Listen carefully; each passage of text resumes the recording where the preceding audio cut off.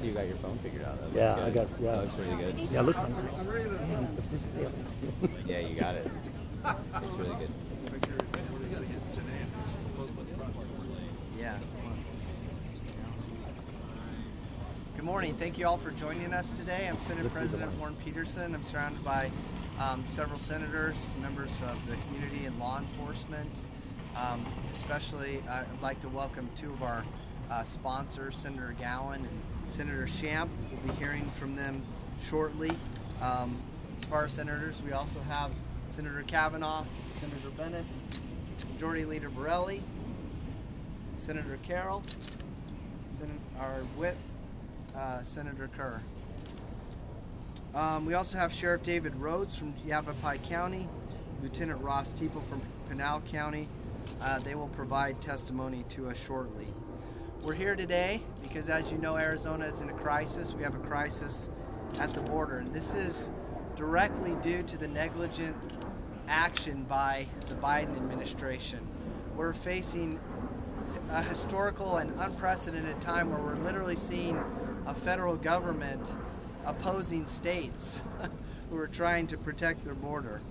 Over the last year, we've seen a record-setting number of people, tens of thousands of people crossing the border every single month through Mexico. This is from countries all over the world. We've been told we have seen over 160 different countries entering in through the border. And these aren't just innocent families looking for a better life. These are human smugglers, child sex traffickers, rapists, murderers, terrorists, dangerous criminals. They're bringing with them enormous amount of drugs, especially fentanyl. 1 in 5, we're seeing 1 to 5 deaths in Arizona. Every day, fentanyl is claiming lives of people here in Arizona. Our local, county, state law enforcement, they're overwhelmed and they're outnumbered.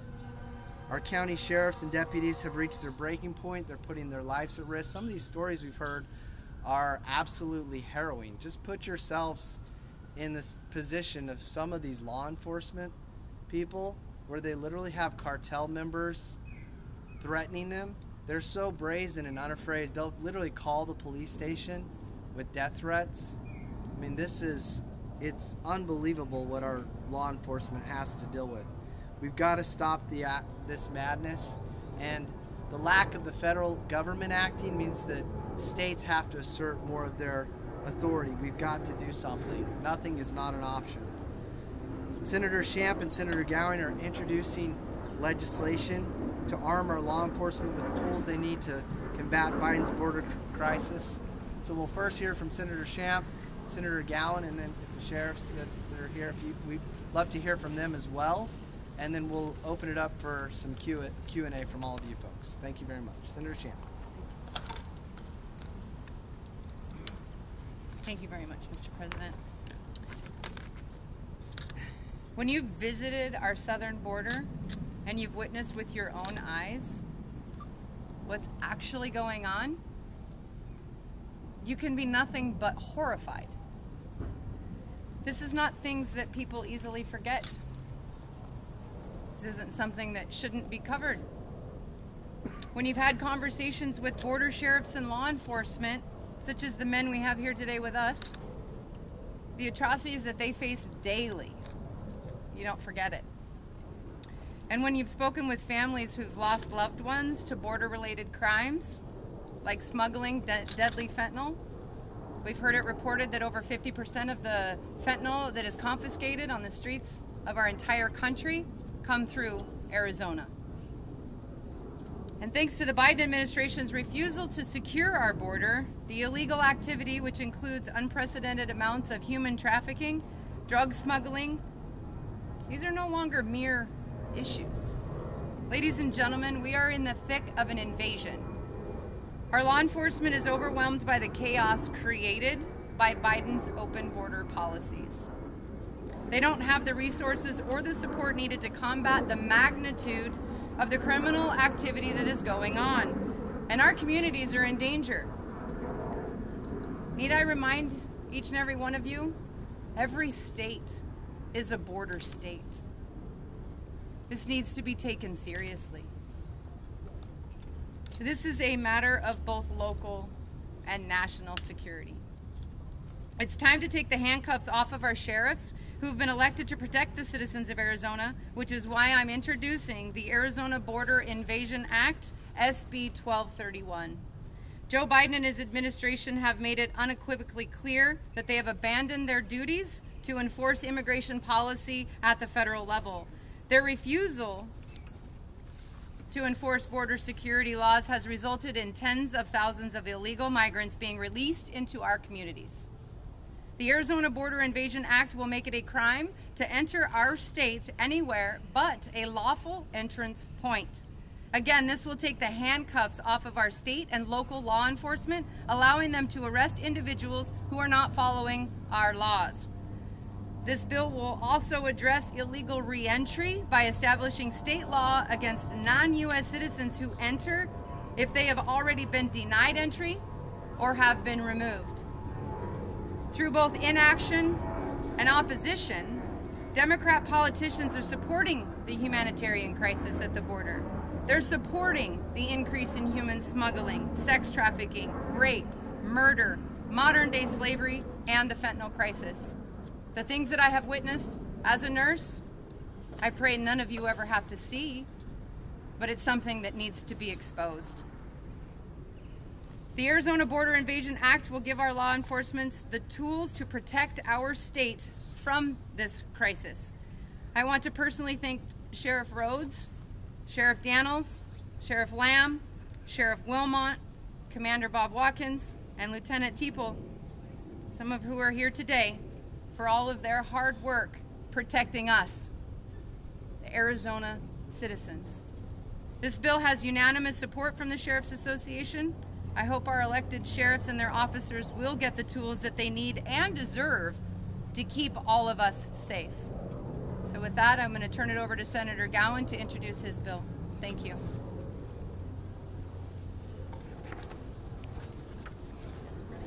Thank you all for coming out here. As you guys know, I live in Sierra Vista, 20 miles from the border. So we have this incursion happening down there all the time. And so, you know, I'm all too familiar with the Biden administration's open border policy and the crisis it's creating down there. My constituency is as well. And what you've heard from the previous speakers here is absolutely true. We need to get control of this border right now. It's a border crisis. And with these two bills, we're going to see some good effects happening. And as the President stated earlier, when the federal government fails in its duties, protect its borders and its citizens, that duty falls to the states. And we're having trouble, even with the federal government, allowing us, per se, to do our own jobs. During the border briefing we had on the House floor last week, my sheriff, Cochise County Sheriff Mark Daniels, described the border crisis as the ugliest he's ever seen when it comes to public safety, national security, and humanitarian conditions. And I agree. I believe everybody here agrees with that. The sheriff said that over the last 2 years, law enforcement has arrested 600 drivers for smuggling. That's over a year. 600 smugglers driving. And that law enforcement has engaged in over 400 felony pursuits. Do you imagine that? These encounters have often resulted in dangerous and deadly high-speed pursuits. Arizona's southern communities and local law enforcement are under attack. Reckless drivers smuggling both humans and drugs across the border have put countless lives in danger by attempting to flee enforcement at any cost. And let me tell you, they drive through my town at 120 miles an hour many times. Our communities down in the south, they jump over Highway 90 boundaries. They go northbound on southbound traffic with their lights out at night. Now I have to tell you folks, my son goes to the University of Arizona. He lives at my house. That's a 75-mile trip each way.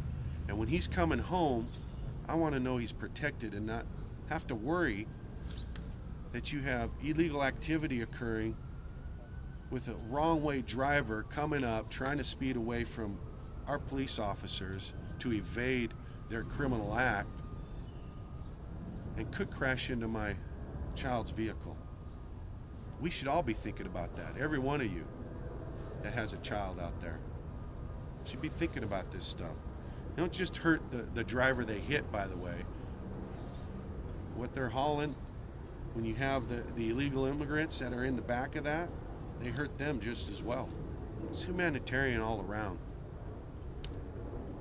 I've introduced legislation to increase penalties for drivers who endanger the life of another person while attempting to flee law enforcement, and even greater penalties if the driver causes serious physical injury to another person or is transporting a minor. Our state and local law enforcement are putting their lives on the line daily to protect our communities, and it's clear they need all of our support. Tougher penalties in these situations are an absolute must, and protecting our families and our communities are an absolute must. And I thank the County Attorneys Association for bringing this bill to me with the County Sheriff's Association. This is a needed bill. Both of these bills are, and I hope you get this out. And let me invite you once again, as I have in the past, every one of you, you want to come down and see the border, I'll show it to you. Just give me a call. You tell me when you want to come down. Let's look at it. You have that open invitation. With that, I want to thank you guys for being here with us. Thank you, Mr. President, for having us, and Senator Shem. God bless you guys.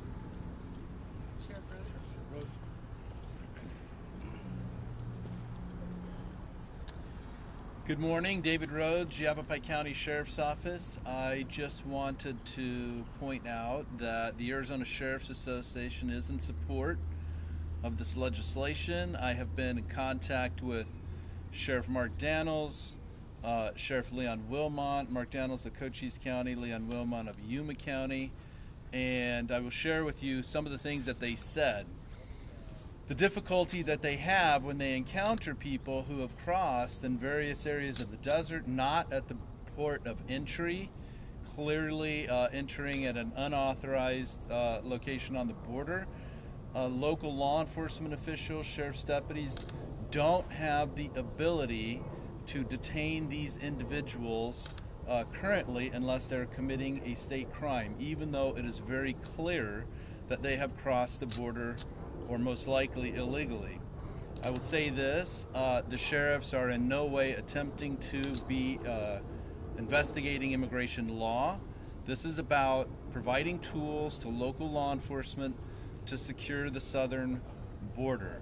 Very simply put, if you're coming across the border at a location where you're not where nobody is authorized to do so, local law enforcement will should this bill pass, local law enforcement will have the ability to stop, detain, charge you with misdemeanor, work if you're coming across illegally, or if you're in the country illegally, then work with Border Patrol on your deportation proceedings. It's no more complicated than that. We've received a lot of questions, a lot of concerns, but I want to be as clear as I possibly can.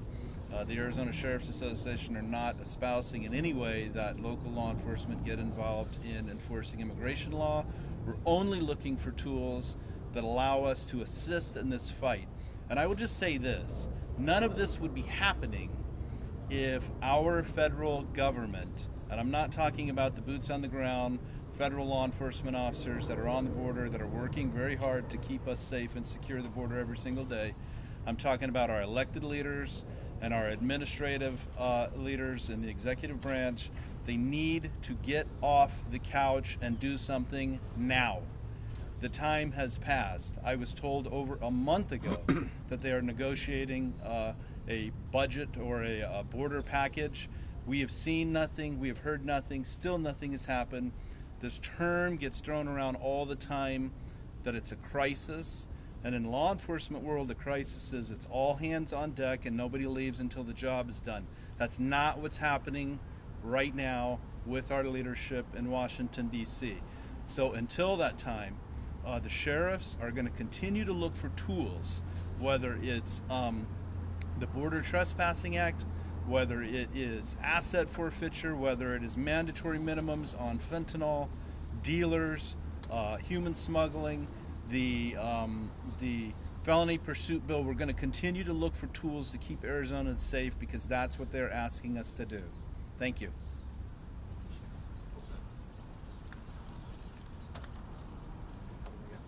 We have another sheriff. Lieutenant, did you want to say? Yeah. I can speak. Good morning. I'm not a sheriff. My boss, Mark Lamb, asked me to come down today and say a couple words. I'm really appreciative of you guys coming out today. I'll keep this very simple. I served the United States Navy during Desert Storm, and the whole world recognized that 80,000 people from Iraq, when they invaded another country, that was an invasion.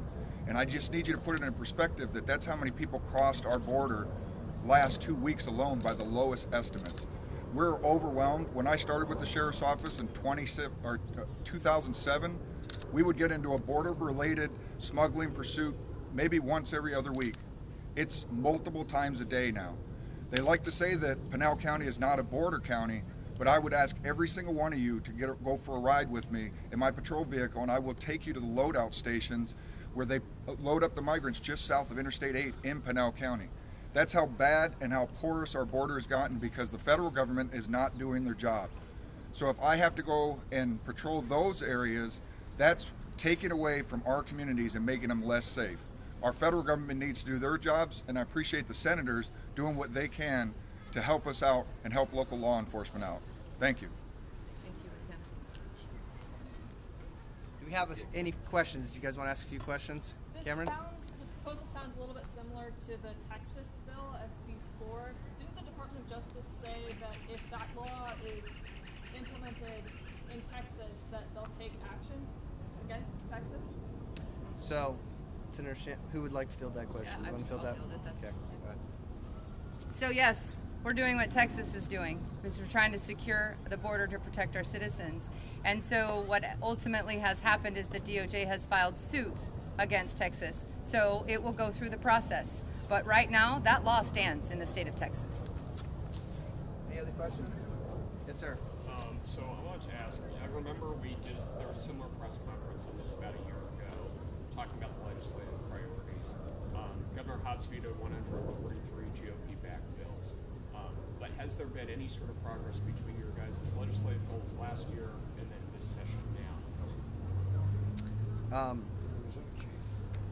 Can I just? Yeah, go I would ahead. say that the biggest progress that's been made is that the governor herself, the governor herself, in her State of the State address this year, as opposed to almost saying nothing last year, admitted that the Biden administration is failing our country and our state, and to call her own administration out publicly is a huge step forward. And as I've been interviewed as recently as this morning up in my county on this issue, that was the question.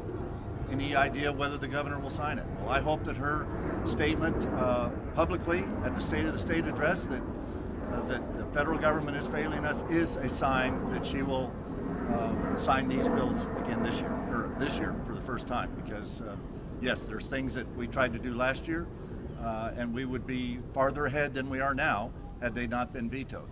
But she's admitted that there is a crisis now. Most Democrats would not even use that word a year ago, and now we have our own Democrat governor saying that it is a crisis. So I think that's a step forward.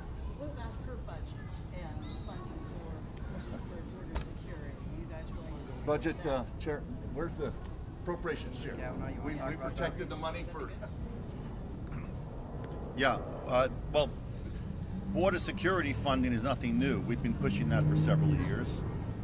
We want more money for border security. We want to do more things, and we're hoping that with the governor's position now that it is a crisis, a failure at the federal level, she'll join us in increasing appropriations to not assist the Border Patrol to become a welcome wagon and bring these people into the country, but to stop these people from coming in the first place.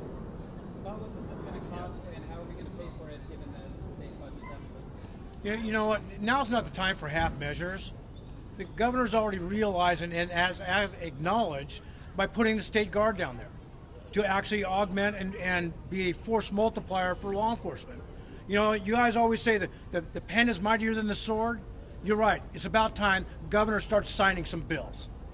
Get that pen out, sign this bill, start backing up our law enforcement, and put our guard personnel down there with a lot more authority that the governor has the authority to actually impose. Thank you.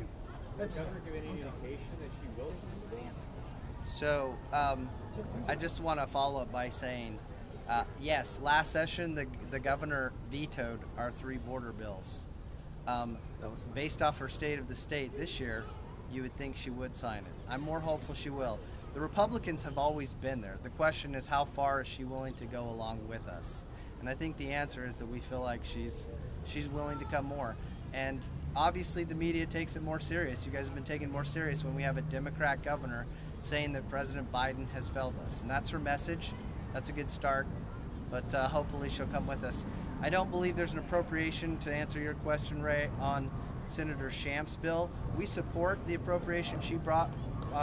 She's talking about. We also have other appropriations that we support for border funding. But this is giving law enforcement the tools they need down there to obviously make arrests in these situations where they're clearly causing these issues. Will the appropriations take into account the cost of the lawsuit? Because it sounds like the idea is to sort of defy the federal government, just take us to court over this and tell them that we've had it. So look, if the question is, are we going to fight back if the federal government won't do its job and actually attacks us when we try to protect our own border because they're failing to do it, we're going to absolutely do that. And yeah, we have the resources to do that.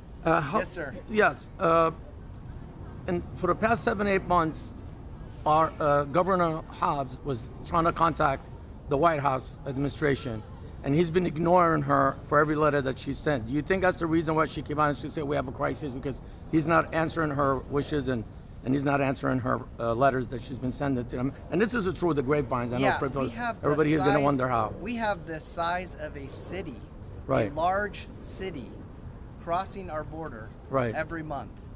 She can't ignore that. Nobody can. You guys can't ignore that. Nobody can ignore that. But Biden is. President Biden is ignoring it big way. Biden is ignoring it, or at least he's not addressing it. So, anyways, I think that's why she's doing it. She can't. She cannot ignore it. One more question? Yes, two questions for me. The first is, what message do you want to send to the Biden administration through this? And then the second question, do you have to address the news of the day with such a group of Republicans here? Does anyone have any statements in regards to the Lake audio that is going throughout the media right now? So that's a different press conference, a different topic. If you want to talk about that after this or another time, we're happy to address the Lake audio. Give me your first question again. Message that you hope this sends to the Biden administration. Yeah, I think the sheriff said it perfectly. Do your job. You guys have said you're going to do something. Do it. Like, he came. I think he's sending the message to the world that the border is wide open. That's the message he's been sending, and so they've been coming. And when he came here, he's been here, what, 2 or 3 times? And he hasn't visited the border, and he hasn't addressed the border when he's been here. Yep. So it's time. Our hope is that his priority shifts, okay? Instead of coming to Arizona and going to do a fundraiser, come to Arizona and do the border and sit down with Congress today. We can't wait another day. Sit down with Congress today, iron out something to protect our border. Our border is more important than Ukraine's border. All of his focus seems to be on Ukraine and their border. Focus on the United States border. So. You're a bunch of criminals. Don't do it.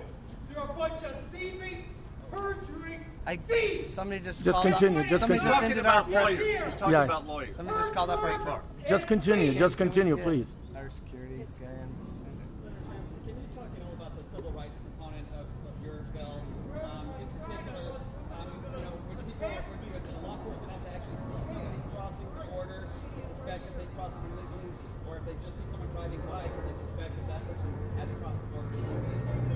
And they have access to a federal database, so they can't tell if someone had been arrested for prior border crossing. So how would they suspicion of that? That's a great question for Sheriff Rhodes, if he would like to answer.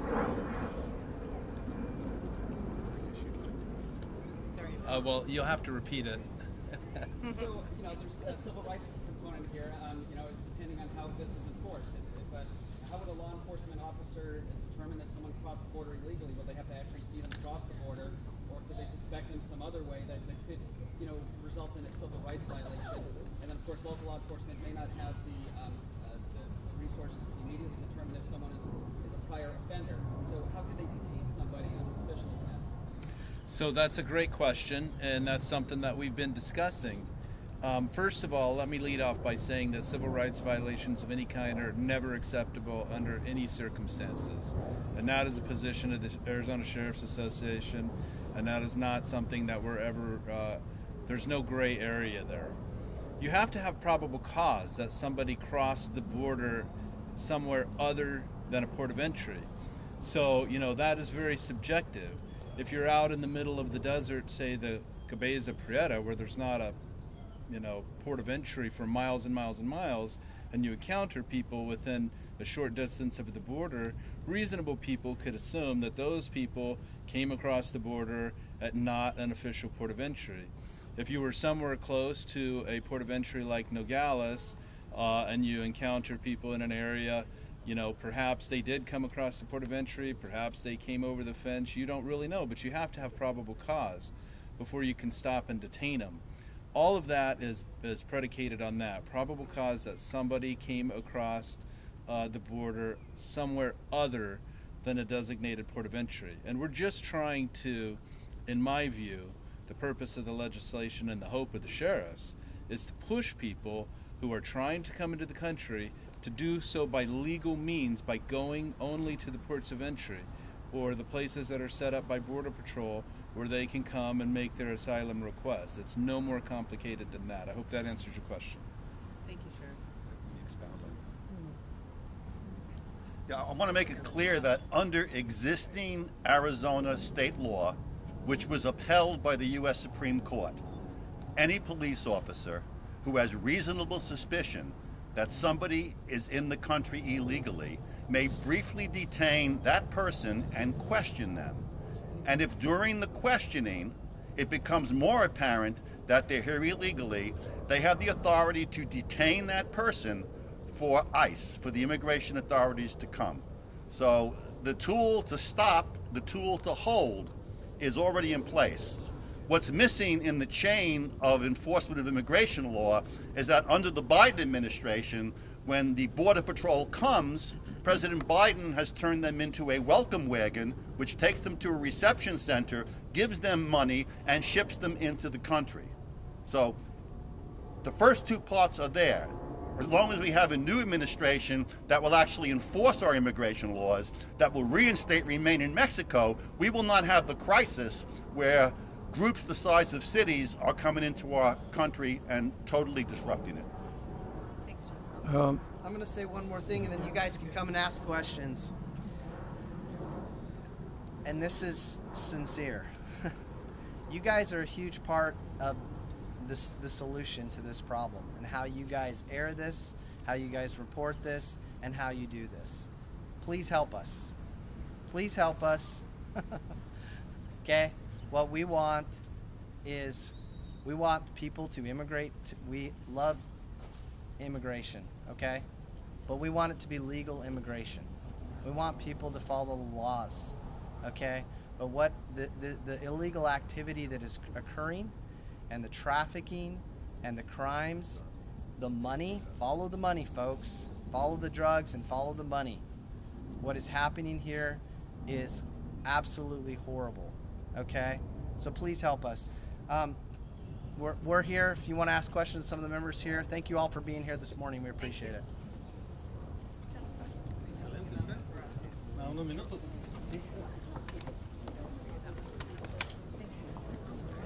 That's it. Thank you for being with us. This is MapReal Talk Show with you. Stay tuned.